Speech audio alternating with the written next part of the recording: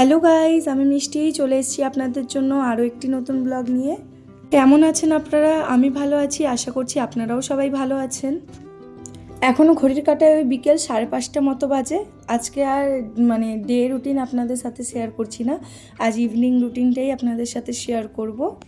দুপুরবেলায় খাওয়া দাওয়ার পর একটু ঘুমিয়েছিলাম, ঘুম থেকে উঠে ড্রেসটা চেঞ্জ করে একটু ফ্রেশ হয়ে এসে এখানে একটু লোশনগুলো লাগিয়ে নিচ্ছিলাম।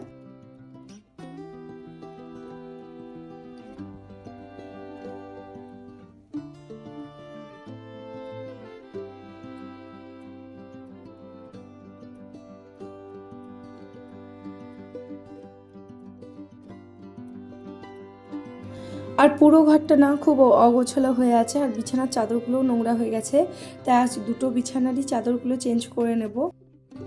জানেন তো, আলমারিতে এখনও 3-4টে মতো এই নতুন বিছানার সেট আছে, আর নতুন কিছু পর্দাও আছে, কিন্তু ওগুলো এখন আর ইউজ করছি না। কিছুদিন পর যেহেতু ঘরটা চেঞ্জ করে ফেলবো, ভালো একটা ঘরের সন্ধান করছি, তাই ওগুলো আর এখন ব্যবহার করছি না। এখন এইগুলোই, পুরনোগুলোই ব্যবহার করছি। তারপরে নতুন ঘরে যখন যাব তখন ইচ্ছা আছে সেটাকে পুরো সুন্দর করে সাজানোর। আর একটা ভালো বিছানা কেনার অনেক দিন ধরে ইচ্ছে, যেহেতু এটা এই বাড়ির ভাবিদেরই, তো এইগুলো ইউজ করতে করতে এটাকে আর সরিয়ে রাখার জায়গা নেই। তাই ভেবেছি ওরা যখন বলছে ইউজ করতে, তাহলে এগুলোই ইউজ করি। পরবর্তীতে যখন নতুন ঘর চেঞ্জ করব, তো একটা নতুন বিছানা কেনারও চেষ্টা করব। এই বিছানাগুলো প্রায় 28 বছর পুরনো, এগুলো সব আগেকার দিনের। ভাবি আমাকে বলেছিল যে এইগুলো হচ্ছে উনি বিয়ের দহেজে পেয়েছিলেন। জানেন তো, এই দুটো বিছানায় না আলাদা আলাদা সিঙ্গেল করে বেডশিট পাতা যায় না, পাতলে এই বড় চাদরগুলোই পাততে হয়। দিয়ে না আমার খুব সমস্যা হয়, যেহেতু আমার বিছানার চাদরগুলো আমি 2-3 দিন পর পরেই চেঞ্জ করি। একেই অনেকগুলো করে বাড়িতে কাচার জামা প্যান্ট হয়ে যায়, যেহেতু ওর বাবা অনেকবার জামা প্যান্ট চেঞ্জ করে, আমি করি, আমার মেয়েটাও ছোট, বারবার জামা প্যান্ট নোংরা করে ফেলে। তো তারপরে না আবার 2 দিন ছাড়াই এরকম দুটো করে বেডশিট বড় বড় দিয়ে না কাচাকাচিতে আমার খুব সমস্যা হয়। আর এদিকে আজ সকালবেলায় কিছু জামা প্যান্ট কেচে দিয়েছিলাম, সেগুলোই শুকিয়ে যাওয়ার পর তুলে নিয়ে এখন একটু ভাঁজ করে রেখে দিচ্ছি এগুলো।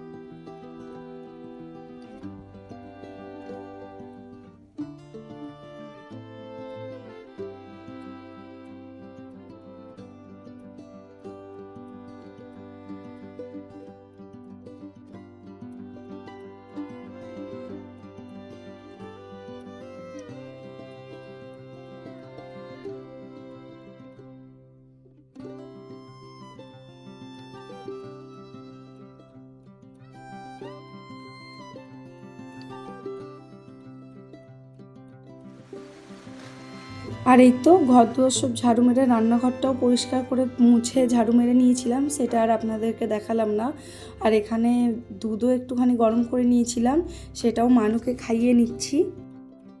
আর ও খেতে বসলে খুব একটা বায়না করে না, ওই একটু গল্প করতে করতে, একটু নাচ করতে করতে, একটু এদিক গিয়ে একটু ওদিক গিয়ে, দেখতেই পাচ্ছেন। ওই 1 গ্লাস দুধ কিন্তু খতম করতে আমার খুব টাইম লেগেছে। ওই 1 গ্লাস দুধই ফিনিশ করতে যে কত যুদ্ধ করতে হয় তার কোনো ঠিক ঠিকানা থাকে না। তো যাই হোক, দুধটাও খেয়ে নিয়েছে, আর আমি প্রতিদিনই ওর খাইয়ে ওকে একটু পড়তে বসাই। আর সকালে তো স্কুল যায়, আর বাড়িতে চেষ্টা করি নিজেও একটু পড়ানোর।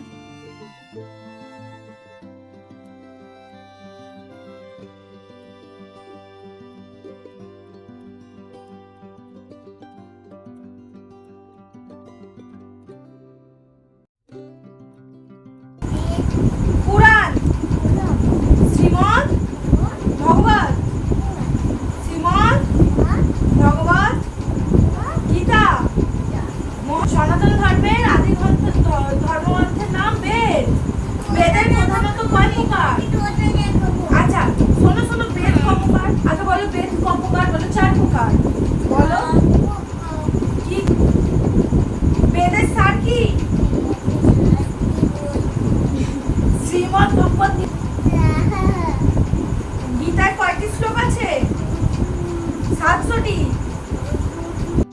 মানো না, মানে বেশ ওকে 30 মিনিট 40 মিনিট ধরে পড়াশোনাটা করাই তো সন্ধ্যেবেলায়, তো লাস্টের দিকে না ও অনেকটা মানে সেই আনমনা টাইপের হয়ে যায়, পড়তে চায় না।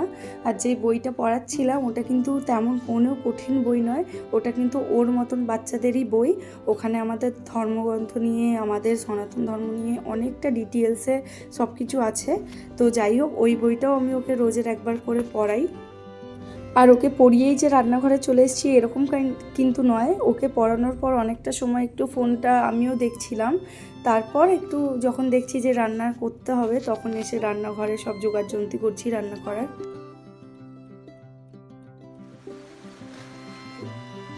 আর এই যে আজ বানাবো রাতের খাবারে মাটার পনির আর রুটি করব। তো মাটার পনির করার জন্য এখানে পেঁয়াজ কুচি আর ওই রসুন আদা বাটা আর কিছুটা কাঁচা মটরশুঁটি, আর এটা হচ্ছে ফ্রোজেন মটরশুঁটি, ওটা বরফটা গলে গেছে তাই দুটো আলাদা আলাদা বাটিতে রেখেছি, আর ওই একটু টমেটোর পেস্ট ছিল।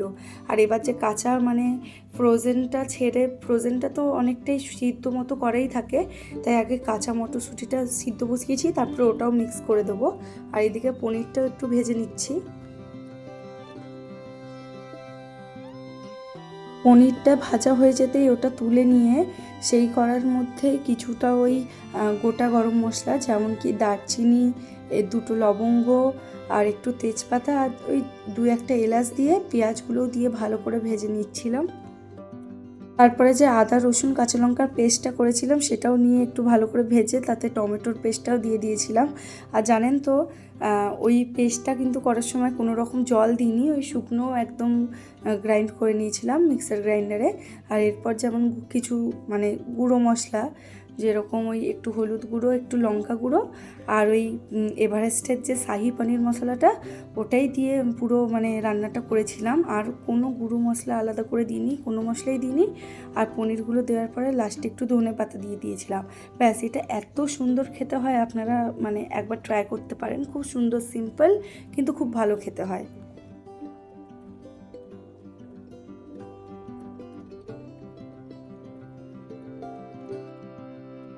আর তরকারিটা তো করা হয়ে গেছে, এবার আটাও নিয়ে নিচ্ছি, ওই রুটি করার জন্য একটু আটাটাও মেখে নেবো ভালো করে।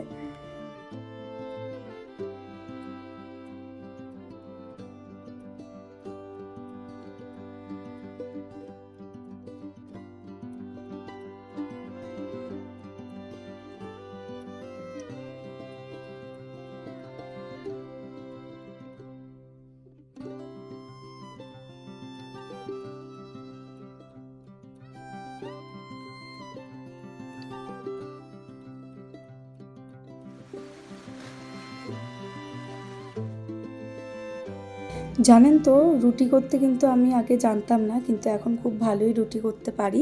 কিন্তু যাই হোক, ক্যামেরাটা অন ছিল আজকে, আর ভালো করে একটাও রুটি ফুলেছে বলে তো আমার মনে হচ্ছে না। অন্যদিন খুব সুন্দর ফুটবলের মতন একদম রুটিগুলো ফোলে। আর এই যে এবার আমার হাজব্যান্ডকেও খেতে দিয়ে দিয়েছি, আর এবার নিজেও একটু খেয়ে নেব। এরপরে আর তো ভিডিওটা কন্টিনিউ করব না, এবার মানুকেও ঘুম পাড়াতে হবে খাইয়ে দাইয়ে।